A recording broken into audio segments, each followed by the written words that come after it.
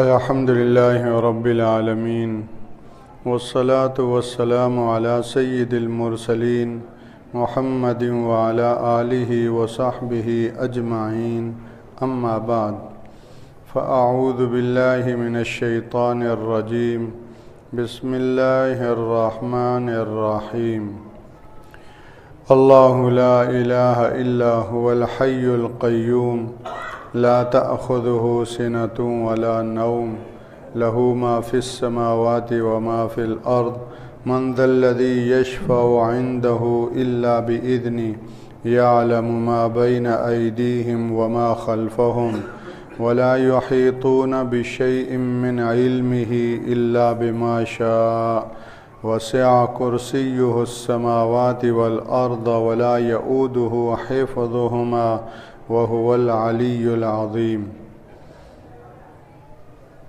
وقال رسول الله صلى الله عليه وسلم وعن أبي موسى رضي الله تعالى عنه قال قام فينا رسول الله صلى الله عليه وسلم بخمس كلمات قال إن الله لا ينام ولا ينبغي له أن ينام يخفض القسط ويرفعه يرفع إليه عمل الليل قبل عمل النهار وعمل النهار قبل عمل الليل حجابه النور وفي رواية النار لو كشفه لأحرقت سبحات وجهه ما انتهى إليه بصره من خلقه رواه مسلم اللهم صل على سيدنا ومولانا محمد وعلى آل سيدنا ومولانا محمد وبارک وسلم۔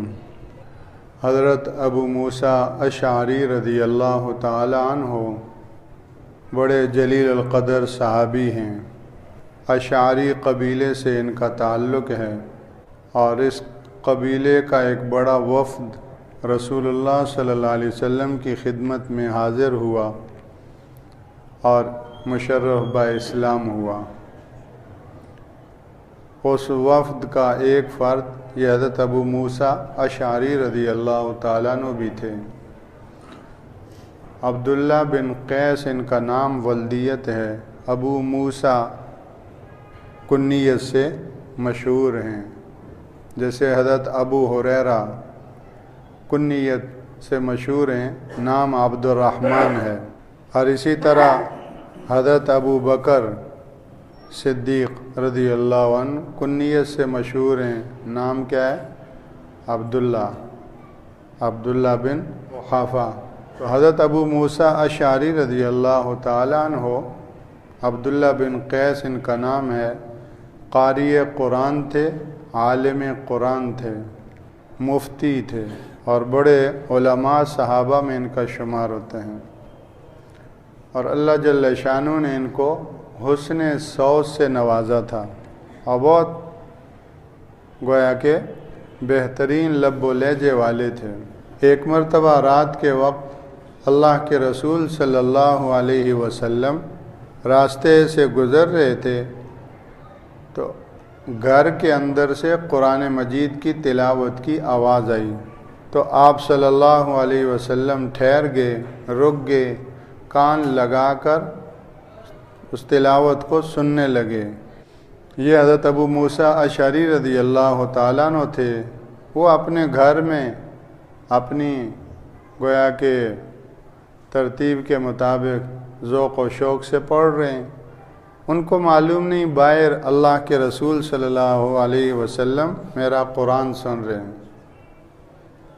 آپ بہت خوش ہو رہے تھے اور صبح جب حاضر خدمت ہوئے تو آپ نے فرمایا کہ ابو موسیٰ رات کو تمہارا قرآن میں سن رہا تھا اور آپ نے بہت تعریف فرمائی کہ اللہ نے تمہیں بہت حسن صوت سے نوازا ہے، حضرت داؤد علیہ السلام کی آواز کا بڑا حصہ اللہ نے تمہیں دیا ہے۔ تو عرض کیا کہ اللہ کے رسول آپ سن رہے تھے، مجھے پتہ ہوتا تو میں اور جو ہے وہ اچھا کر کے پڑھتا۔ اگر مجھے پتہ ہوتا کہ باہر اللہ کے رسول سن رہے ہیں تو اور زیادہ اچھا کر کے پڑھتا۔ یہاں ایک بات ہے بڑوں کی تربیت کی قدم قدم پر ضرورت پڑتی ہے، ورنہ بڑی دین میں اور دین کی وجہ سے دنیا میں آدمی کے لیے بڑے مسائل پیدا ہو جاتے ہیں۔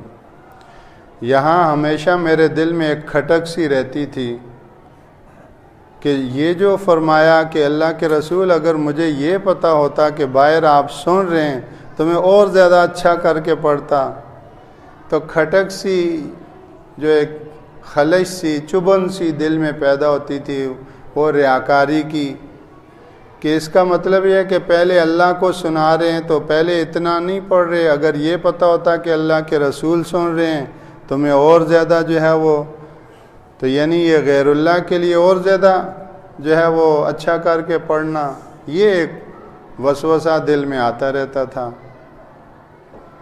اب کہیں کتاب میں یہ چیز ملتی نہیں، ہر چیز کتاب میں نہیں ملا کرتی۔ اللہ اکبر، واللہ عالم اس میں کتنا وقت گزرا ہوگا، وہ اندر کا اندر ہی کانٹا چبھا رہتا تھا۔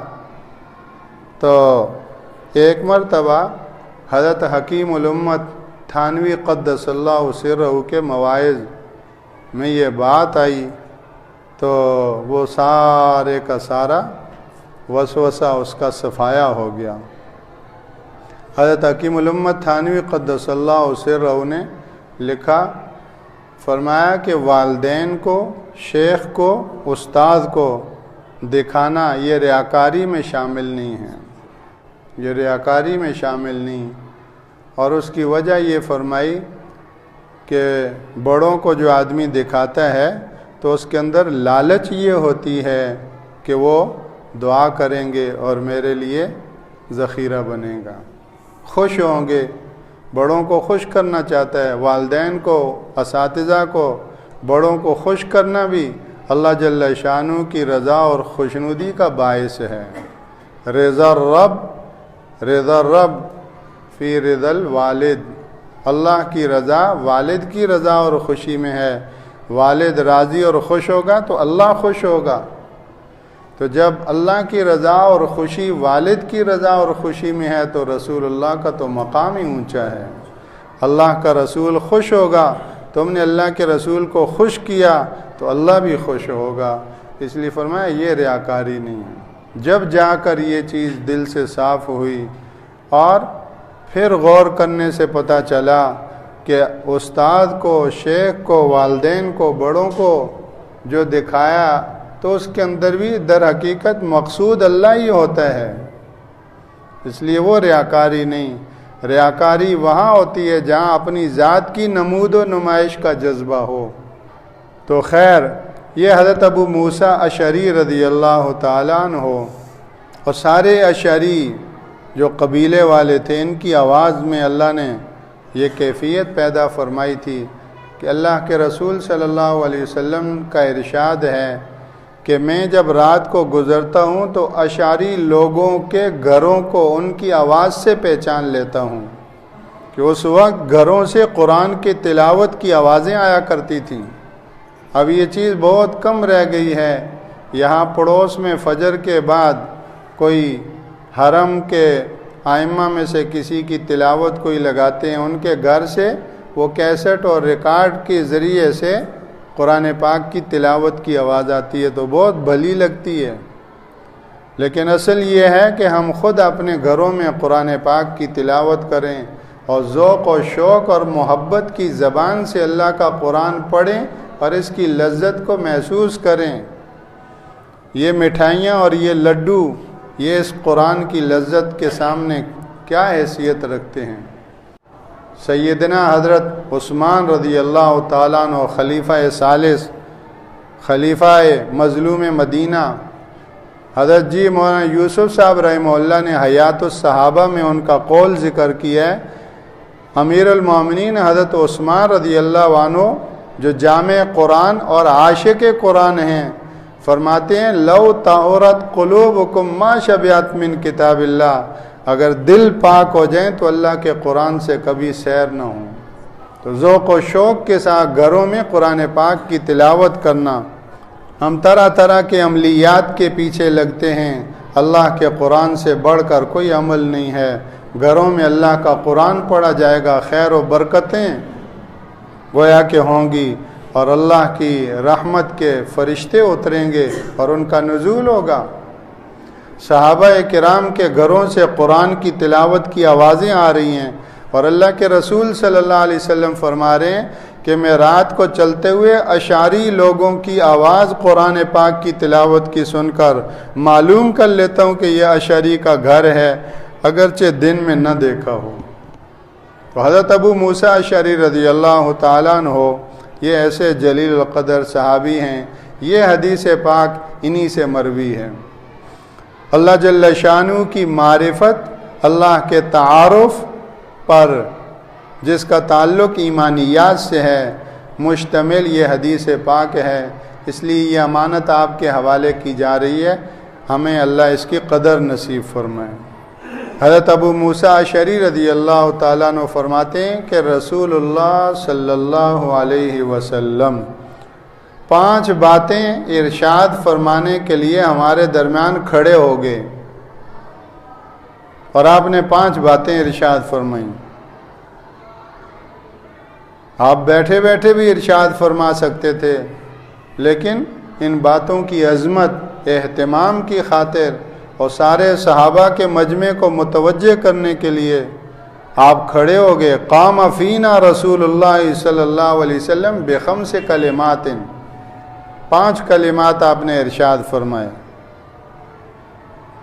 قال، آپ نے ارشاد فرمایا، سب سے پہلا جملہ اور کلمہ، ان اللہ لا ینام ولا ينبغی لہ ان ینام، کہ بلا شبہ اللہ سوتا نہیں اور اس کی شان ہی نہیں کہ وہ سوئے۔ یہ پہلا کلمہ ہے۔ اللہ جل شانہ نیند سے پاک ہے۔ نیند تھکاوٹ کا نتیجہ ہوتا ہے، نیند خارجی اثرات قبول کرنے کا نتیجہ ہوتا ہے۔ آدمی گویا کہ جب باہر کے حالات سے نابرد آزما رہ کر تھک جاتا ہے تو تھکنے کے بعد اس پر نیند کا غلبہ ہو جاتا ہے، اور جب سو جاتا ہے تو اللہ نے اس نیند کو ایسا بنایا وَجَعَلْنَا نَوْمَكُمْ سُبَاتًا کہ اس کی ساری تھکاوٹ کو وہ صاف کر دیتی ہے، ایسی ریپیئرنگ ہو جاتی ہے جسم کی، دماغ کی، دیکھنے سننے بولنے، ساری اندر باہر کی مشینوں کی، اعضاء و جوارے جوڑ، سب پوری باڈی اس کی گویا کہ سروس کر دیتی ہے یہ نیند۔ لیکن نیند بھی وہ جو رات کی ہو، فجر کی نماز چھوڑ کر جو نیند ہوگی وہ نہیں، رات کی نیند۔ اور رات کی نیند کے بارے میں آج کی جدید میڈیکل سائنس یہ بتاتی ہے کہ آخری رات سے پہلے کی رات، اس سے تعجب ہوتا ہے کہ آج جا کر ہمیں میڈیکل سائنس کے ذریعے سے پتہ چلا، جبکہ اللہ کا قرآن بھرا پڑا ہے، رسول اللہ صلی اللہ علیہ وسلم کی زندگی مبارک بھری پڑی ہے، صحابہ اور اہل اللہ کی زندگیاں بھری پڑی ہیں اس بات سے کہ راتوں کو وہ اٹھا کرتے تھے تہجد کی نماز کی صورت میں۔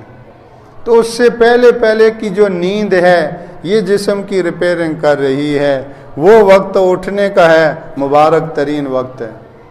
اور آج کل کی یہ لمبی راتیں تو کتنے اللہ کے مقبول بندے گزرے ہیں، پورا سال ان راتوں کا انتظار کیا کرتے تھے، پورا سال کب آئیں گی یہ لمبی راتیں اور ان میں ہمیں اٹھنا نصیب ہوگا۔ ایک صحابی، ان کا انتقال ہو رہا تھا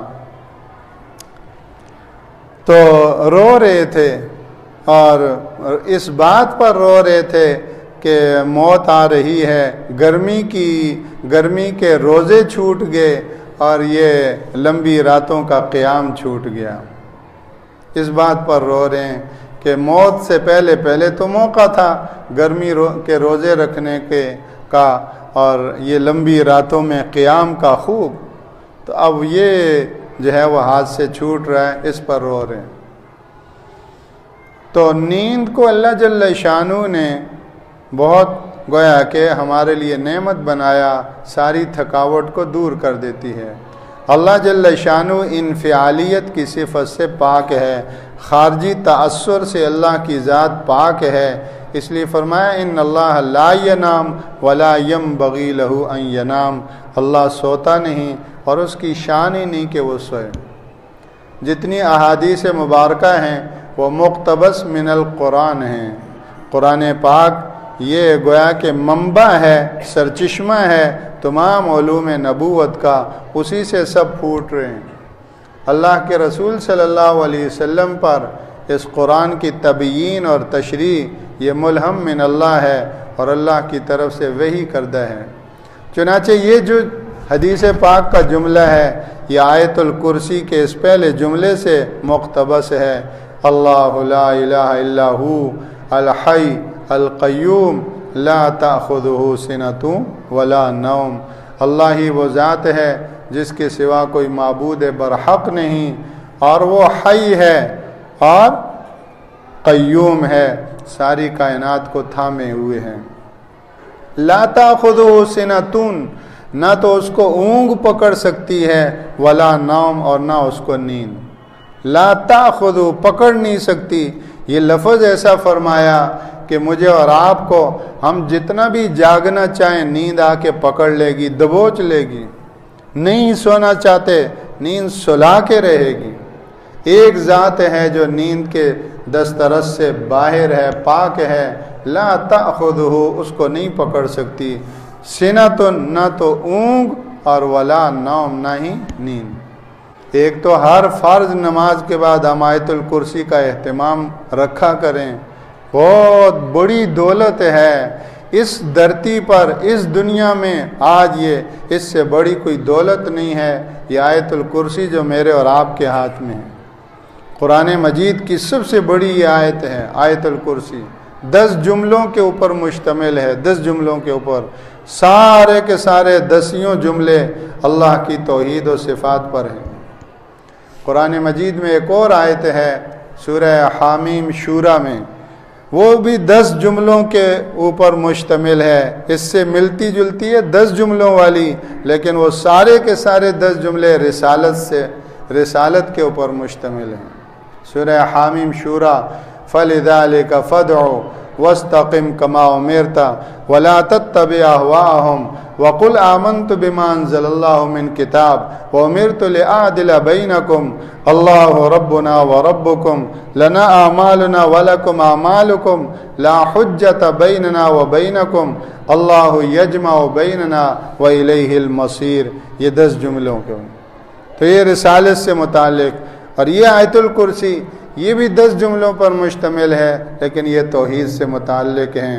اللہ لا الہ الا ہو الحی القیوم لا تأخذہ سنۃ ولا نوم لہ ما فی السماوات وما فی الارض من ذا الذی یشفع عندہ الا بإذنہ یعلم ما بین ایدیہم وما خلفہم ولا يحيطون بشيء من علمه إلا بما شاء وسع كرسيه السماوات والأرض ولا يؤوده حفظهما وهو العلي العظيم۔ 10 جملے، ایک ایک جملہ اللہ کی معرفت کا بحر بے کنار ہے، اس لیے خوب دھیان کے ساتھ ہر فرض نماز کے بعد مرد بھی اور خواتین بھی، یہ اللہ کے قرآن کا وظیفہ سب سے بڑا وظیفہ ہے، اللہ نے دیا ہے۔ عملیات والوں کے پیچھے ہم پڑے ہوئے ہیں، فلاں کے عملیات اور فلاں کے عملیات، اور لمبے چوڑے عملیات ہیں، ان عملیات نے ہمیں قرآن کے تعلق سے ہی توڑ دیا، لمبے چوڑے وظائف کر رہے ہیں اور تلاوت کا وقت ہی نہیں ہے۔ تو ان کو اولین درجے میں اختیار کیا جائے، ہر فرض نماز کے بعد آیت الکرسی کا خوب اہتمام ہو، یہ اللہ کا کلام اور رسول اللہ کا دیا ہوا وظیفہ ہے، دیا ہوا ذکر ہے، اور جو فرض نماز کے بعد اس کا اہتمام کرتا ہے، فرمایا اس کے اور جنت کے درمیان موت حائل ہے، موت آئے گی تو سیدھا اللہ پہنچا دیں گے۔ کتنی مبارک گھڑیاں ہیں وہ، جب میں پڑھ رہا ہوں اللہ لا الہ الا ہو الحی، اللہ سن رہا ہے، اور میں پڑھ رہا ہوں الحی القیوم لا تاخذ، اللہ کو کتنا اچھا لگے گا میرا بندہ میرا ذکر کر رہا ہے۔ تو ایک تو ہر فرض نماز کے بعد 5 مرتبہ یہ ہوگی، اور ایک صبح و شام، روزانہ صبح اور روزانہ شام۔ صبح و شام کے مسنون اذکار میں آیت الکرسی بھی شامل ہے، اس کی پابندی کریں، ہم اس کا اہتمام کریں، اللہ تمام بیماریوں سے بچائیں گے، تمام وباؤں سے حفاظت فرمائیں گے، چوری چکاری سے حفاظت فرمائیں گے، ہر طرح کی شیطانیت سے، فساد سے، فتنے سے، پتہ نہیں کیا کیا ہے، ظاہر و باطن کے تمام دیکھے اندیکھے شرور سے، فتن سے اللہ کی طرف سے حفاظت رہے گی۔ یہ آیت الکرسی ایسی دولت ہے۔ تو فرض نمازوں کے علاوہ صبح و شام بھی اس کی پابندی۔ تو فرمایا ان اللہ لا ینام ولا ينبغي له ان ینام، اللہ سوتا نہیں اور اس کی شان ہی نہیں کہ وہ سوئے۔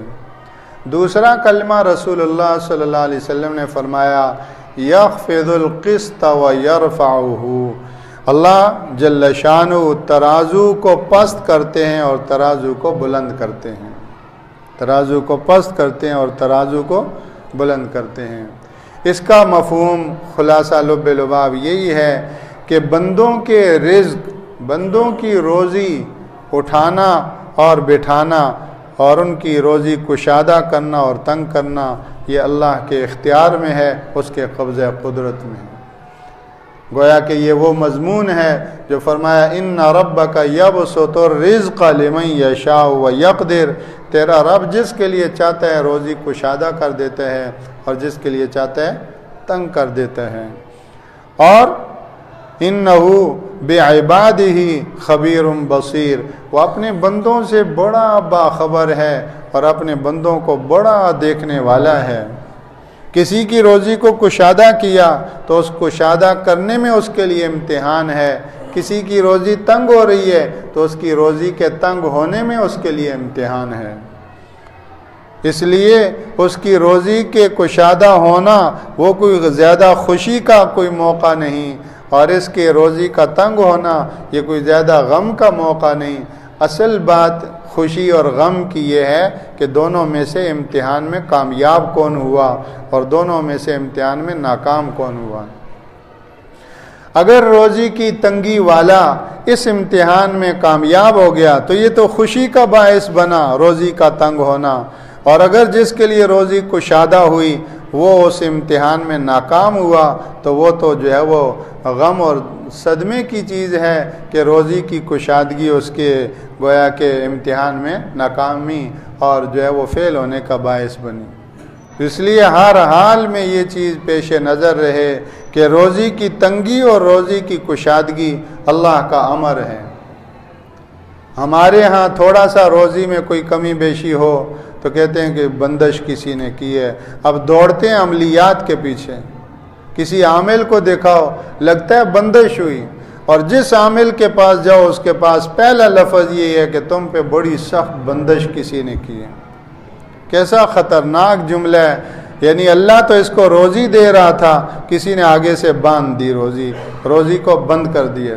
انا للہ و انا ان اللہ هو الرزاق ذو القوة المتین، بلا شبہ اللہ ہی رزاق ہے اور ذو القوة المتین، بڑی قدرت والا ہے، قادر اور قدیر اور مقتدر ہے۔ وہ جس کو دینا چاہے کون ہے بندش کر سکنے والا، اور وہ نہ دینا چاہے تو کون ہے لے سکنے والا۔ ما یفتح اللہ للناس من رحمت فلا ممسک لها وما یمسک فلا مرسل له من بعدی وهو العزیز الحکیم جل جلالہ۔ ان یمسسک اللہ بضر فلا کاشف له الا هو وان یمسسک بخیر فلا راد لفضله یصیب به من یشاء من عبادی وهو العزیز الرحیم۔ تو جا بجا اللہ کے قرآن میں اللہ کو بیان کیا، اللہ کی صفات کو بیان کیا۔ یہ ہم بندشوں کے پیچھے اس لیے پڑھتے ہیں کہ اللہ کی معرفت سے محروم ہو گئے، جانتے ہی نہیں اللہ کون ہے، جانتے ہی نہیں اللہ کیسا ہے، اس طرف دھیان ہی نہیں کہ زمین و آسمان، ارض و سما، ساری کائنات پر اس کی کیسی حکومت ہے، کیسا اس کا اقتدار ہے۔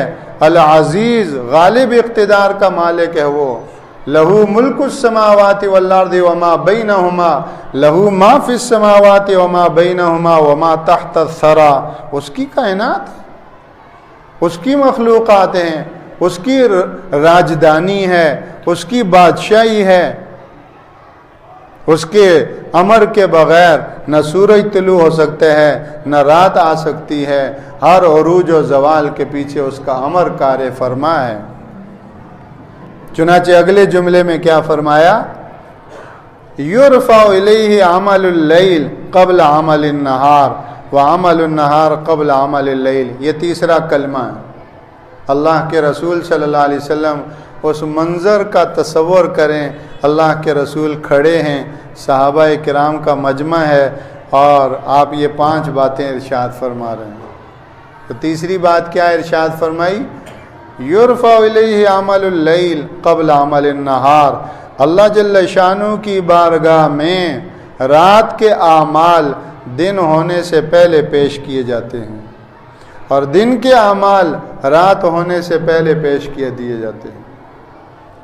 और रात के अमाल भी बारगाह खुदावंदी में पेश हो रहे हैं और दिन के अमल भी अल्लाह की बारगाह में क्या हो रहे हैं, पेश हो रहे हैं। गोया कि सुबह और शाम बंदों के अमाल बारगाह खुदावंदी में पेश होते हैं। चुनाचे एक हदीस में इसकी मज़ीद वजाहत है। ये दिन और रात के फरिश्तों की जो ड्यूटियां हैं फजर और असर में तब्दील होती हैं।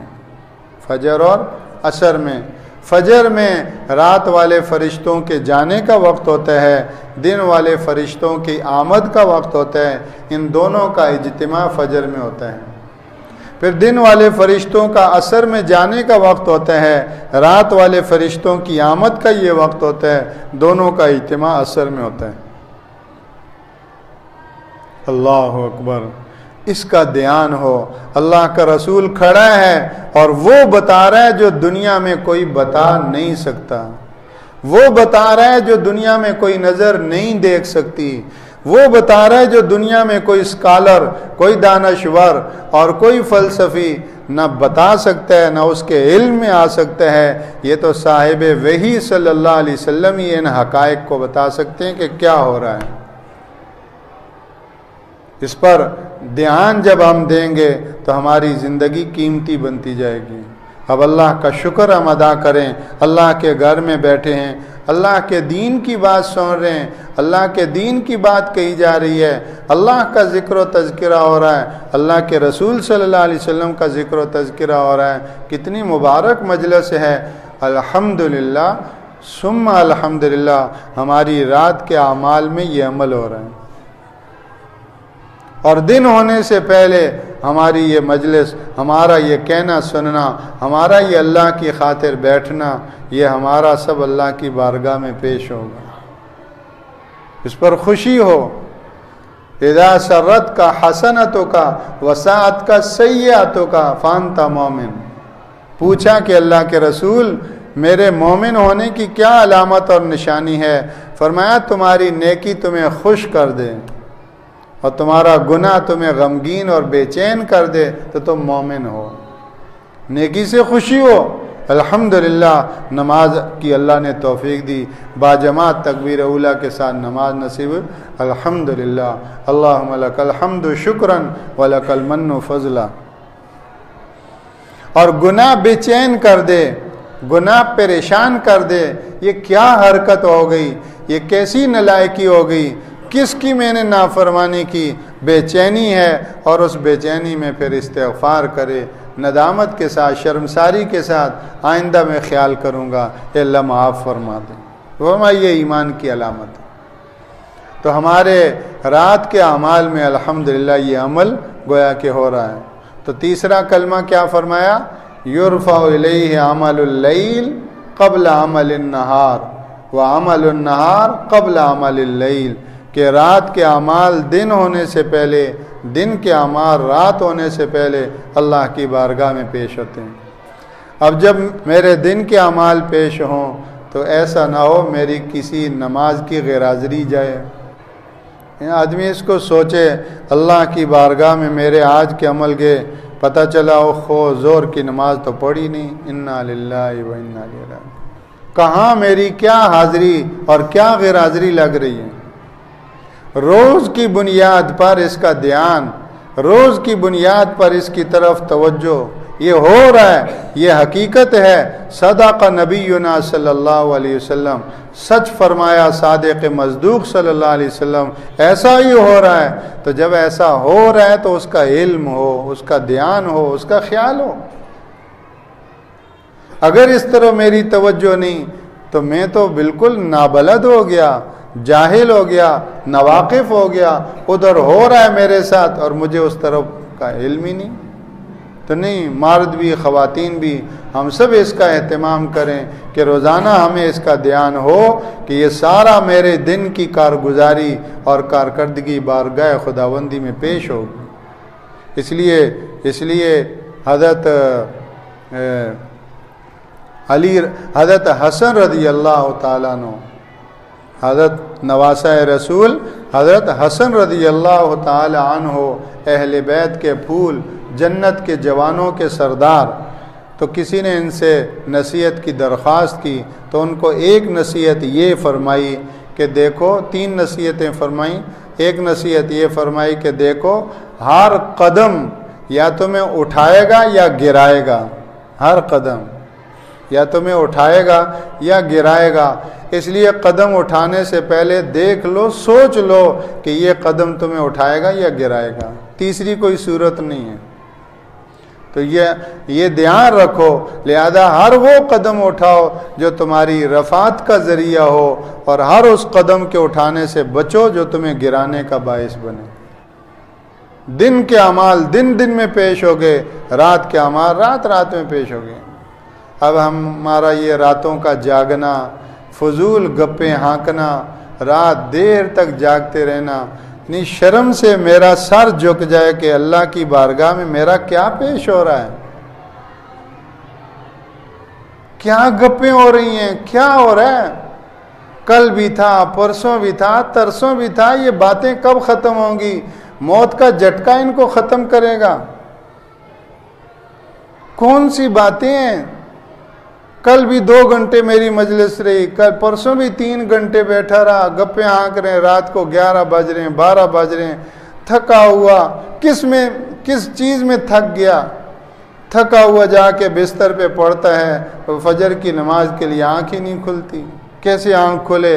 11 12 1 بجے سونے والا، اور وہ کام بھی کیسا کر کے سو رہا ہے؟ اگر دین کی محنت کرتے کرتے تھک گیا اور تھک کر سو گیا، اس کو فرشتے فجر کی نماز میں پاؤں دبا دبا کر آہستہ آہستہ محبت سے، اکرام سے اٹھاتے کہ یہ دین کی محنت کے لیے، دین کے لیے گشتوں میں، دین کے لیے لگایا اپنے وقت کو، 12 1 بجے 2 بجے تھک کے اب سویا ہے، اب اس کا فجر کا فریضہ نہ رہ جائے، اس کو ایسے اٹھائیں گے۔ یا مسجد کے ایک نمازی ہیں، فجر کی نماز میں وہ کہتے ہیں کہ مجھے کوئی پاؤں سے ایسے جو ہے وہ دباتا تھا، ہمیں فجر کے لیے آنکھ کھل جاتی تھی۔ ایک مرتبہ بیوی سے اس کا ذکر کیا، اس دن سے وہ کیفیت ختم ہوگی۔ بیوی سے اس کا ذکر کیا تو وہ کیفیت ختم ہو گئی، پھر کسی نے پاؤں دبا کے نہیں اٹھایا۔ اسی لیے کہا، خاموش باش، خاموش باش، اسرار حق را مکن فاش۔ اللہ جو تمہارے ساتھ کر رہا ہے اس کو لوگوں کو مت بتاؤ، یہ تمہارے اور اللہ کے ساتھ معاملہ ہے، لوگوں کو کیوں دکھا رہے ہو؟ تو اس دن کے بعد بیوی کو بتایا، اس دن کے بعد ختم۔ تو اگر رات کو جاگا، دین کے لیے جاگا، مطالعہ کیا، کتاب پڑھی اور اس میں تھکے تھکے سو گیا، تو اس کو تو فرشتے اٹھائیں گے فجر کی نماز کے لیے۔ لیکن ہمارا جو گپیں ہانکنا، باکڑوں پہ بیٹھنا، اپنی ایک ایک رات کو ایسے وہ کن چھری سے ذبح کرنا، راتوں کو ایسے ذبح کر رہے ہیں جیسے کن چھری سے جانور کو ذبح کیا جائے، ایسے ہماری راتیں تڑپ رہی ہیں۔ اور جب راتیں برباد ہو گئیں تو دنوں کی کیا قیمت لگے گی اور کب لگے گی؟ دن تو راتوں سے بنتے ہیں، غار حرا میں راتیں بنی تھیں، دن کیسے بنے پھر؟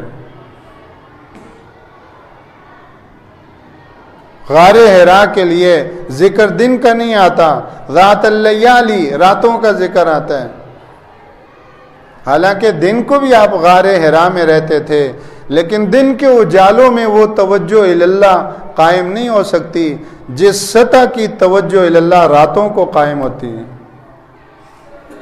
تو راتیں بنی تو دن بنے، اور دن بنے تو ساری انسانیت کے لیے اجالا اور سویرا اس کا اللہ نے انتظام کیا۔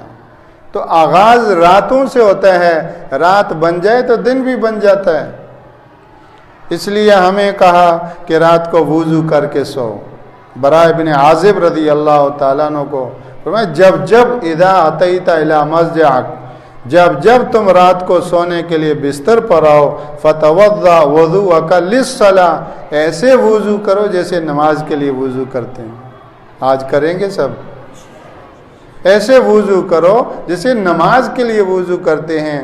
اللہ کے رسول صلی اللہ علیہ وسلم نبوت کی آنکھ سے دیکھ رہے ہیں کہ سونا بھی کام ہے، سونا بھی کیا ہے؟ ایک عمل ہے، اور اس سونے کے عمل کو ایسے باوضو کرو جیسے نماز کو باوضو کرتے ہو۔ یہ نہیں کہ وہ پڑھا سو گیا یہ سونا بھی بہت بڑا عمل ہے۔ تو یہ سونا بن جائے، اس کے لیے رسول اللہ صلی اللہ علیہ وسلم فرما رہے ہیں تسبیحات کر کے سو۔ اپنی لخت جگر کو، جگر گوشہ رسول سیدہ بطول، جنت کی خواتین کی سردار، ان کو یہ تسبیحات دیں، اور ان تسبیحات کا نام ہی تسبیحات فاطمہ پڑا۔ تو آج رات یہ کریں گے، اونچی آواز سے کریں، گھر کے سارے بچے خواتین سارے سن لیں، وہ سارے تسبیحات فاطمہ کر کے سو۔ 30 سال سے زائد عرصہ گزر چکا تھا، حضرت علی شیر خدا رضی اللہ تعالیٰ عنہ فرمانے لگے جس رات رسول اللہ صلی اللہ علیہ وسلم نے یہ تسبیحات اور یہ ذکر دیا، وہ رات اور آج کی رات ایک رات بھی ناغہ نہیں ہوا۔ جنتی جوڑا ایسے نہیں بنا، قدردانی سے بنا۔ ہم رات کو جو ہے وہ اس کا اہتمام کریں۔ ایک اللہ والے فرماتے تھے یہ روزانہ جو سونا ہے نا، یہ سونا نہیں، یہ مرنا ہے، بڑے مرنے کی یہ مشق ہے۔ روزانہ مر رہے ہیں، یہ اس مرنے کی مشق ہے، اور دیکھیں کہ ہمارا یہ مرنا باوضو ہو رہا ہے تو وہ موت بھی انشاءاللہ باوضو آئے گی۔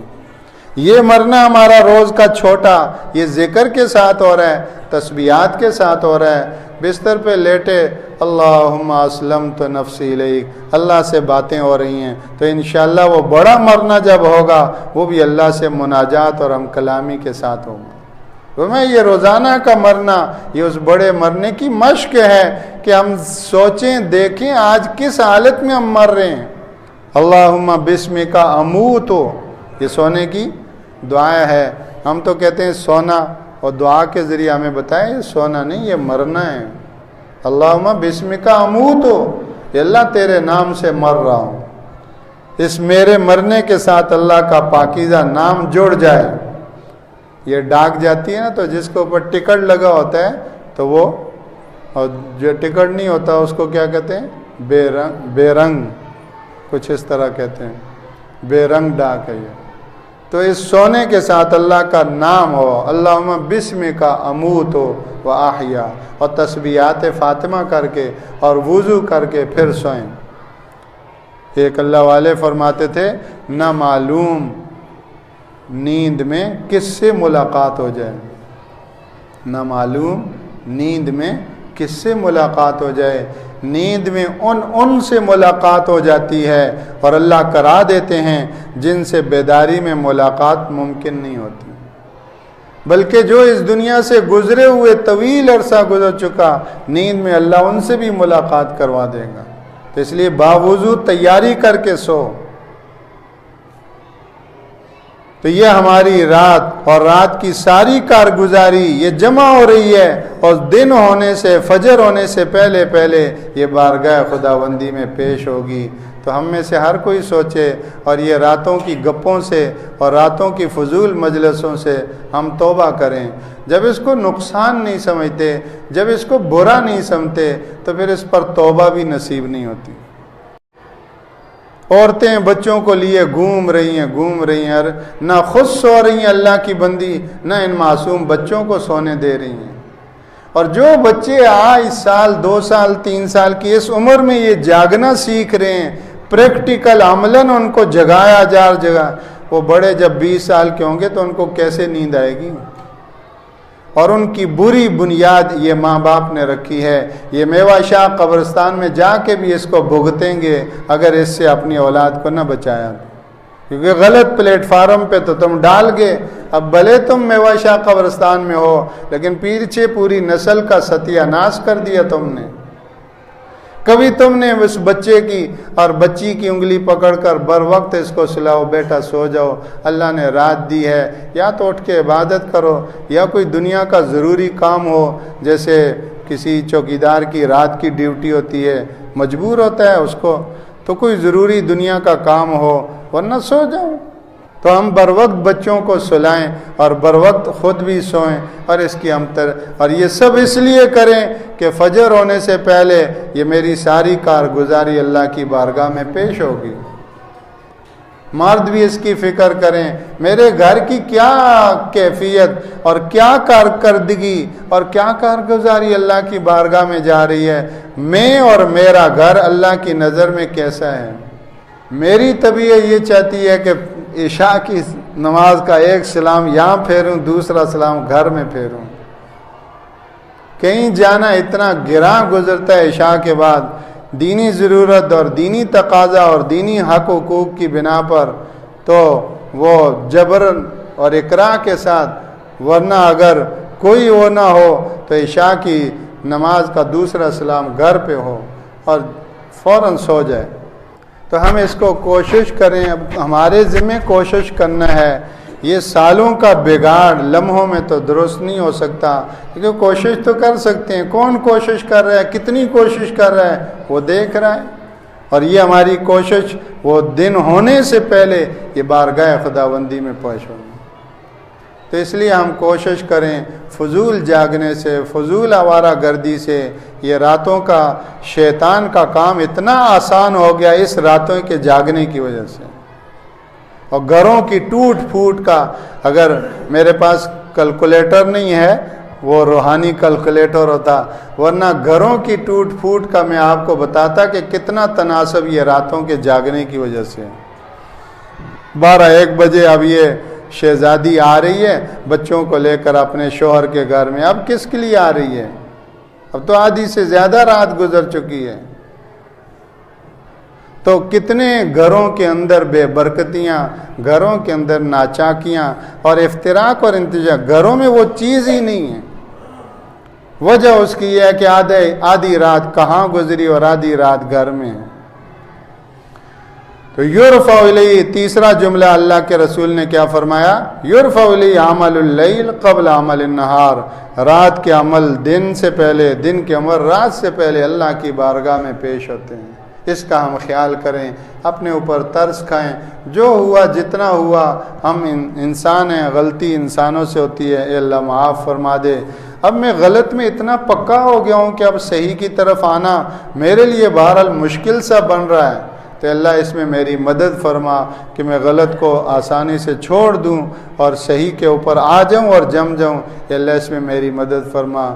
بزرگ فرماتے ہیں کہ کل قیامت کے دن اللہ کی بارگاہ میں یہ عذر تو ہوگا کہ اللہ میں نے آپ سے مانگا تھا، میں کمزور تھا، میں پھنسا ہوا تھا، آپ سے نکلنا مانگا تھا، اے اللہ میں نہیں نکل سکتا تھا۔